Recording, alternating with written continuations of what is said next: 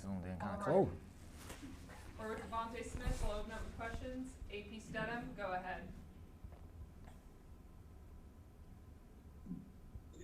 Hey, Devonta, how does somebody get so wide open all the time when they know that you're the star receiver? Just come down to trusting the game plan, executing the plays that coach called. Tony Sakalas, over to you. Devontae, the CBS broadcast said that you had a conversation with Jerry Jeudy where he called for 300 yards. Can you just talk a little bit about that conversation with him asking for 300?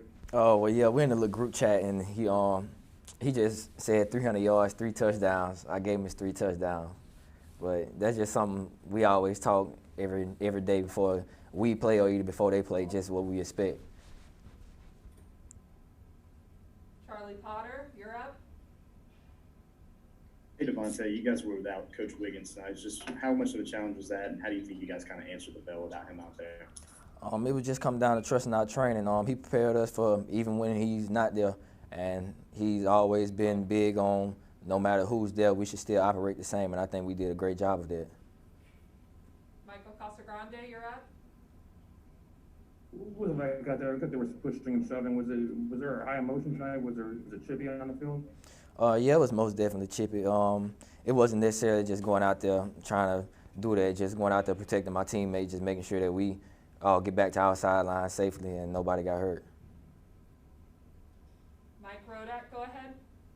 Yeah, Devontae, on that fingertip catch, your third touchdown, just how much do you practice to play like that, and what were you thinking when the ball was coming your way? To me, one-hand catches are not something that you practice. It just kind of happen. When you try to attempt to do a one-hand catch, like on purpose, it never works out right. So it's just something that you just have to. It just happens. Steve Moulton, go ahead. Devontae, congratulations on your performance tonight. Overall, how do you think you performed out there? Well, could you grade your performance for me? It was all right. It was some stuff that I felt I left out there, we left out there, that I wish I could have did different, but, I mean, we won. That's all that really matters. Aaron Suttles, over to you.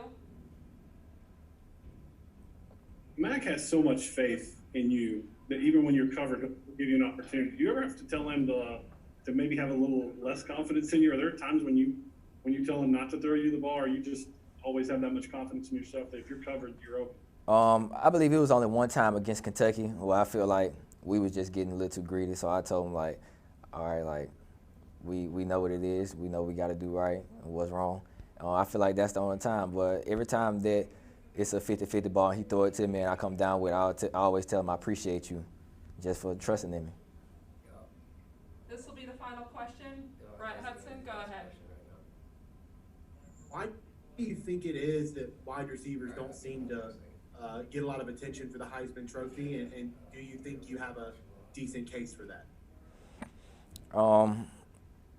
I say probably just because with quarterbacks, like, it's more things for you to do, more stats that you can add to it. But I mean, ultimately, I'm here to win a championship. If I'm in the Heisman race, I'm in it. I'm not too much really focused on it, but I'm ultimately here just to win a championship. That's the reason I came back. Thank you, Devontae. All the questions we have.